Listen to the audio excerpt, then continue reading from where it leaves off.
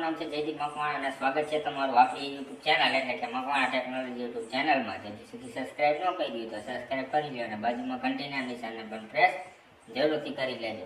આજે આપણે વાત કરીશું કે રેશન કાર્ડમાં નવા વ્યક્તિનું નામ કેવી રીતે ઉમેરી શકીએ અને એના માટે શું કરવું પડે છે. તો આવો જાણીએ આખી પ્રોસેસ. જો વિડીયો સારો લાગે તો લાઈક કરી દીજો, ચેનલ ઉપર ન હોય તો સબસ્ક્રાઇબ જરૂરથી કરતા જાઓ. તો ચાલો વિડીયોને શરૂ કરીએ. આજના આ વિડીયોમાં આપણે રેશન કાર્ડમાં નામ ઓનલાઈન ઘરે બેઠા જ કેવી રીતે એડ કરી શકાય તેના વિશે વિગતવાર માહિતી મેળવીશું. તો વિડીયોને શરૂ કરીએ તે પહેલા જો આપણે આ યુટ્યુબ ચેનલ ઉપર નવા આવેલા હોય તો વિડીયોને લાઈક કરી, ચેનલને સબસ્ક્રાઇબ કરી, બાજુમાં રહેલ બેલ આઇકોન પ્રેસ કરી ઓલ નોટિફિકેશન ચાલુ કરી લેવા વિનંતી, જેથી કરી આવી જ અવનવી માહિતીના વિડીયોનું નોટિફિકેશન સૌથી પહેલા તમારા મોબાઈલ ઉપર મળી જાય. તો ચાલો શરૂ કરીએ આજનો આપણો આ ટોપિક. મિત્રો, રેશન કાર્ડ ધારકો માટેની ઉપયોગી માહિતી છે, જેમાં આપણે જાણીશું કે ઓનલાઈન ઘરે બેઠા જ રેશન કાર્ડમાં નામ ઉમેરવા માટે અરજી કેવી રીતે કરવી, તેના માટે કયા કયા ડોક્યુમેન્ટ જોઈશે. તો આમ step by step A to Z સંપૂર્ણ માહિતી આપણે એકદમ સરળ ભાષામાં જાણીશું. તો વિડીયોને છેલ્લે સુધી જોતા રહેજો, જેથી કરી જો તમે પણ ઘરે બેઠા તમારા રેશન કાર્ડમાં તમારા બાળક અથવા તો પત્નીનું કે કોઈ પણ નામ એડ કરાવવા માંગતા હોય તો તે કેવી રીતે કરી શકાય તેના વિશેની વિગતવાર સંપૂર્ણ માહિતી આપને ખ્યાલ આવી જાય. તો ચાલો હવે હું તમને બ્રાઉઝર પર લઈ જાઉં છું. તો મિત્રો, બ્રાઉઝર ખોલી લીધા પછી અહીંયા ગૂગલ સર્ચ છે, જેમાં આપણે ડિજિટલ ગુજરાત લખી લઈશું અને સર્ચ કરી લઈશું. જેવા આપણે ડિજિટલ ગુજરાત સર્ચ કરીશું એટલે પહેલી જ લિંક આપણને જોવા મળી જશે digitalgujarat.gov.in, અથવા તો તમે તમારા એડ્રેસ બારમાં પણ ડાયરેક્ટ digitalgujarat.gov.in લખીને ઓકે આપશો તો ડિજિટલ ગુજરાતની જે ઓફિશિયલી સાઇટ છે તે આ પ્રમાણે તમને ખુલેલી જોવા મળશે. અને આ સાઇટ ઉપર આવી ગયા પછી જો તમે પહેલી વાર આવ્યા હોય તો અહીંયા રજીસ્ટરનું બટન છે, તેના ઉપર ક્લિક કરી અને રજીસ્ટ્રેશન કરવાનું રહેશે. જો તમારે રજીસ્ટ્રેશન કઈ રીતે કરવું તેની માહિતી જોતી હોય તો તે વિડીયોની લિંક ઉપર આઈ બટન ઉપર આપેલી છે, તે જોઈ અને તમે રજીસ્ટ્રેશન કઈ રીતે કરવું તેની માહિતી મેળવી શકશો. તો ચાલો, મારે અહીંયા પહેલેથી જ રજીસ્ટર છે માટે હું અહીંયા લોગિન બટન ઉપર ક્લિક કરી દઉં છું. લોગિન બટન ઉપર ક્લિક કરી લીધા પછી આ પ્રમાણેની સ્ક્રીન આવશે. ત્યારબાદ મિત્રો, અહીંયા આપણે ઈમેલ આઈડી અથવા મોબાઈલ નંબર સિલેક્ટ કરવાનું રહેશે અને ત્યાર પછી અહીંયા આપણું ઈમેલ આઈડી અથવા તો મોબાઈલ નંબર જે સિલેક્ટ કરેલ હોય તે દાખલ કરવાનું છે. ત્યાર પછી અહીંયા પાસવર્ડ દાખલ કરી અહીંયા જોવા મળતો કેપ્ચા કોડ છે તે અહીંયા ટાઈપ કરી દેવાનો રહેશે અને આટલી વિગતો દાખલ કરી લીધા પછી નીચે અહીંયા લોગિન નું બટન છે તેના ઉપર ક્લિક કરી દેવાનું રહેશે. તો ચાલો હું લોગિન થઈ જાઉં, ત્યાર પછી આગળની પ્રોસેસ તમને જણાવું છું. તો મિત્રો, હું અહીંયા લોગિન થઈ ગયો છું અને અહીંયા મારી જે પ્રોફાઇલનું નામ છે તે પણ જોવા મળી રહ્યું છે. હવે આપણે અહીંયા જે સર્વિસનું મેનુ છે તે સર્વિસના મેનુ ઉપર ક્લિક કરી લઈશું. તે ક્લિક કરતા આપણને બીજી અલગ અલગ સેવાઓ જોવા મળશે, જેમાં સિટીઝન સર્વિસ, સ્કોલરશિપ સર્વિસ, પીપા સર્વિસ, પેન્શન, ELO સર્વિસ, આ અલગ અલગ સર્વિસ જોવા મળશે. જેમાંથી આપણે પહેલો જે ઓપ્શન છે સિટીઝન સર્વિસ તેના ઉપર ક્લિક કરી લઈશું. તો ચાલો હું અહીંયા ક્લિક કરી લઉં છું. તે ક્લિક કરતાની સાથે જ આ પ્રમાણે અલગ અલગ સર્વિસ જે ઉપલબ્ધ છે તે આપણને જોવા મળી જાય છે. તો અહીંયા ઘણી બધી સર્વિસ તમને જોવા મળી જશે. તો તેમાં આપણે અહીંયા addition of name in ration card જે ચોથા નંબરનો ટેબ છે તે ટેબ ઉપર આપણે ક્લિક કરી લઈશું. તે ક્લિક કરતા આ પ્રમાણે આપણે એપ્લિકેશનની લેંગ્વેજ જોઈ શકીએ છીએ. તો એપ્લિકેશનની લેંગ્વેજ ગુજરાતી છે. ત્યાર પછી થોડા ઇન્સ્ટ્રક્શન આપેલા છે, તો અહીંયા તમે ઇન્સ્ટ્રક્શન વાંચી શકો છો. તો અહીંયા હાલ ઇંગ્લિશમાં જોવા મળે છે, પણ તમે ગુજરાતીમાં જોવા માંગતા હોય તો અહીંયા સેટિંગમાં જઈ અને ભાષા ગુજરાતી કરી શકો છો. ત્યાર પછી આપણે રેસિડન્ટ પ્રૂફમાં શું શું ડોક્યુમેન્ટ અટેચ કરી શકીએ છીએ તેની વિગત આપણને અહીંયા જોવા મળી જશે. Ration card, true copy of electric bill, true copy of telephone bill, true copy of election card, true copy of passport, આ અલગ અલગ જે ડોક્યુમેન્ટ વેલિડ છે તે ડોક્યુમેન્ટનું લિસ્ટ આપણને જોવા મળે છે. અને તેના નીચે આઈડી પ્રૂફમાં કયા કયા ડોક્યુમેન્ટ વેલિડ છે તેનું લિસ્ટ આપણને જોવા મળી જાય છે. અને ત્યારબાદ અહીંયા આપણને જોવા મળશે mandatory document, original ration card, અને ત્યાર પછી proof needed in the service attachment. તો તેમાં આપણે કયા કયા ડોક્યુમેન્ટ જોડવાના છે તેનું પણ આપણને લિસ્ટ જોવા મળે છે. તો આમ આપણને અલગ અલગ ડોક્યુમેન્ટની વિગત જોવા મળે છે. જેમાં અહીંયા આપણે કન્ટિન્યુ ટુ સર્વિસ ઉપર ક્લિક કરવાનું રહેશે. જેવા આપણે કન્ટિન્યુ ટુ સર્વિસ ઉપર ક્લિક કરીએ છીએ તે આ પ્રમાણનો ડાયલોગ બોક્સ આપણને જોવા મળે છે, જેમાં આપણો રિક્વેસ્ટ આઈડી નંબર અને એપ્લિકેશન નંબર આપણને જોવા મળી જાય છે. તો તેમાં પણ અહીંયા આપણે કન્ટિન્યુ ઉપર ક્લિક કરી દેવાનું રહેશે. તો ચાલો હું કન્ટિન્યુ ઉપર ક્લિક કરી દઉં છું. કન્ટિન્યુ ઉપર ક્લિક કરતાની સાથે જ આપણું જે એપ્લિકેશન ફોર્મ છે તે ખુલી જાય છે. તો મિત્રો, એપ્લિકેશન ઇન્ફોર્મેશનમાં આપણી જે પ્રોફાઇલ મુજબની વિગત છે તે આપણને અહીંયા જોવા મળી જાય છે અને ત્યાર પછી તેના જે કઈ વિગત છે તે તમામ વિગતો પ્રોફાઇલ મુજબની વિગતો આપણને જોવા મળી જાય છે. તો હવે આપણે અહીંયા નેક્સ્ટ ઉપર ક્લિક કરી દેવાનું રહેશે. તો નેક્સ્ટ બટન ઉપર ક્લિક કરતાની સાથે જ આપણે અહીંયા સર્વિસ ડિટેલનું આખું જે બોક્સ છે તે ખુલી જાય છે, જેમાં આપણે અલગ અલગ વિગતો દાખલ કરવાની છે. તો તેમાં સૌથી પહેલા આપણે અહીંયા રેશન કાર્ડ નંબર દાખલ કરીશું અને 100 ઉપર ક્લિક કરીશું. તો આ પ્રમાણે મિત્રો રેશન કાર્ડ નંબર દાખલ કરી અને 100 બટન ઉપર ક્લિક કરતાની સાથે આપણી સામે આ રેશન કાર્ડ મુજબની તમામ વિગત આવી જાય છે. અને અહીંયા જે રિલેશનશીપ છે તેમાં ડ્રોપ ડાઉનમાંથી જે રિલેશનશીપ લાગુ પડતી હોય તે આપણે સિલેક્ટ કરવાની રહેશે. અને ત્યારબાદ નીચે આપણને જે રેશન કાર્ડમાં નામ ઉપલબ્ધ છે તેની વિગત આપણને જોવા મળી જશે. તો અહીંયા તમે જોઈ શકો છો કે રેશન કાર્ડ મુજબના નામની વિગત આપણને જોવા મળી રહી છે. તો ત્યાર પછી મિત્રો અહીંયા ઓરિજિનલ રેશન કાર્ડ મેમ્બર ડિટેલમાં અહીંયા હવે આપણે જે નામ એડ કરવાનું હોય તેની વિગત દાખલ કરવાની રહેશે. આ રેશન કાર્ડમાં 2 નામ ઓલરેડી છે અને ત્રીજું નામ આપણે દાખલ કરવા માંગીએ છીએ માટે અહીંયા સિરિયલ નંબર 3 ઓટોમેટિક આવી ગયો છે. અહીંયા આપણે જે નામ દાખલ કરવા માંગીએ છીએ તેનું નામ, તેના પિતાનું નામ અને તેની સરનેમ દાખલ કરવાની છે.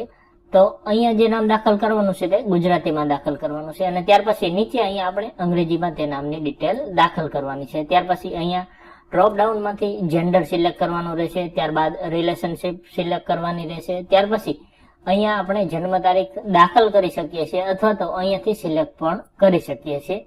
અને જો તમારા આધાર કાર્ડમાં જન્મ તારીખ ન હોય અને માત્ર જન્મનું વર્ષ લખેલું હોય તો અહીંયા ચેકમાર્ક કરી અને અહીંયા તમે તમારા જન્મનું વર્ષ દાખલ કરી શકો છો. ત્યાર પછી જે નામ આપણે એડ કરવા માંગીએ છીએ તે ચૂંટણી કાર્ડ ધરાવતા હોય તો અહીંયા ચૂંટણી કાર્ડ નંબર દાખલ કરવાનો રહેશે, અહીંયા મોબાઈલ નંબર દાખલ કરવાનો રહેશે અને ત્યારબાદ જે વ્યક્તિનું નામ દાખલ થાય છે તેનો આધાર કાર્ડ નંબર અહીંયા દાખલ કરવાનો રહેશે અને આધાર કાર્ડ મુજબ નામ અહીંયા લખી લેવાનું રહેશે. અને આ વિગતો દાખલ કરી લીધા પછી આ બોક્સમાં આપણે ચેકમાર્ક કરવાનું છે અને ત્યાર પછી વેરીફાઈ આધાર ઉપર આપણે ક્લિક કરી દેવાનું રહેશે અને ત્યાર પછી સેવ મેમ્બર બટન ઉપર ક્લિક કરી દેવાનું રહેશે. તો આ પ્રમાણે એક મેમ્બર એડ થઈ ગયા પછી તમે જો બીજા મેમ્બર એડ કરવા માંગતા હોય તો આ જ મુજબની જે કઈ ડિટેલ છે તે આપણે ભરવાની રહેશે. તો મિત્રો જેનું આપણે નામ દાખલ કરવાનું છે તેની તમામ વિગતો આપણે દાખલ કરી લીધી છે અને ત્યાર પછી અહીંયા ચેકમાર્ક કરી અને વેરીફાઈ આધાર ઉપર ક્લિક કરતા અહીંયા આપણે જોઈ શકીએ છીએ કે યસ આવી ગયું છે. અને આ ઉપરાંત આપણે અહીંયા જે નામ દાખલ કરીએ છીએ તે કયા કારણથી દાખલ કરીએ છીએ તે સિલેક્ટ કરવાનું છે. તો તેના માટે આપણને અહીંયા 3 અલગ અલગ ઓપ્શન છે કે લગ્ન, સ્થળાંતર કે અન્ય કારણ. તો આપણે અહીંયા અન્ય કારણ સિલેક્ટ કરી અને અધર રીજનમાં અહીંયા આપણે જન્મ લખી લેશું અને તે લખી લીધા પછી અહીંયા સેવ મેમ્બર ઉપર ક્લિક કરી દઈએ છીએ. તો સેવ મેમ્બર ઉપર ક્લિક કરતા ડેટા સેવ સક્સેસફુલી આવી ગયું છે. તો આને આ મુજબ હું જે અન્ય એક નામ દાખલ કરવાનું છે તેની વિગત દાખલ કરી લઉં છું અને ત્યાર પછી તમને આગળની પ્રોસેસ જણાવું છું. તો મિત્રો આપણે જે બીજું નામ એડ કરવાનું છે તેની વિગત પણ આપણે દાખલ કરી લીધી છે અને તેનું આધાર પણ આપણે વેરીફાઈડ કરી લીધું છે. જો તમારું આધાર નંબરની વિગત અહીંયા વેરીફાઈડ થશે તો જ તમારા જે નામ એડ કરવા માંગો છો તેની ડિટેલ સેવ થશે. તો અહીંયા હું સેવ મેમ્બર ઉપર આપી દઉં છું. તો અહીંયા ફરીથી આપણે જોઈ શકીએ છીએ કે ડેટા સેવ સક્સેસફુલી નો મેસેજ આપણને જોવા મળે છે. તેમાં આપણે ઓકે આપી દઈએ છીએ. તો આ પ્રમાણે આપણે જે ઉપર જોયું તે મુજબ આપણા રેશન કાર્ડમાં 2 નામ હતા અને બીજા 2 નામ આપણે હવે દાખલ કરીએ છીએ. તો અહીંયા તમે જોઈ શકો છો કે આપણા બીજા 2 નામ જોવા મળી રહ્યા છે.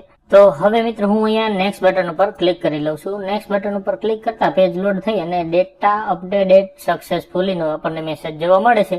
તો અહીંયા હું ઓકે બટન ઉપર ક્લિક કરી દઉં છું.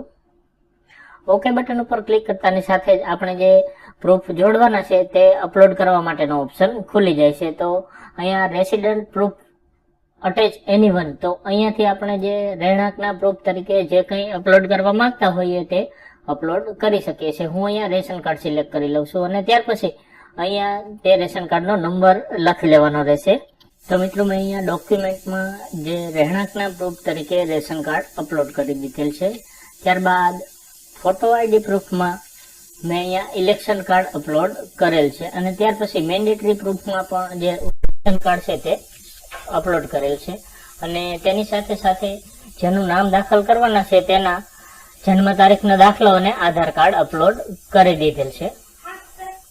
તો અહીં મિત્રો જન્મથી નામ દાખલ થતું હોય તેના માટે જન્મ તારીખનો દાખલો અને આધાર કાર્ડ અપલોડ કરવા માટેના કોઈ ઓપ્શન નથી.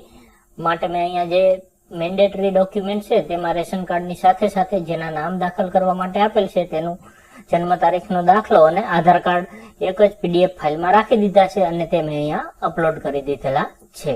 આ ઉપરાંત નીચે મિત્રો અપલોડ ડોક્યુમેન્ટમાં મેં અહીંયા ચૂંટણી કાર્ડ અપલોડ કર્યું છે અને તેની સાથે સાથે ઉપર મુજબ જે ડોક્યુમેન્ટ અપલોડ કર્યા તે પણ એક PDF ફાઇલમાં રાખી અને અપલોડ કરી દીધા છે. અને હવે હું અહીંયા જે છેલ્લે સબમિટનું બટન છે તેના પર ક્લિક કરી દઉં છું.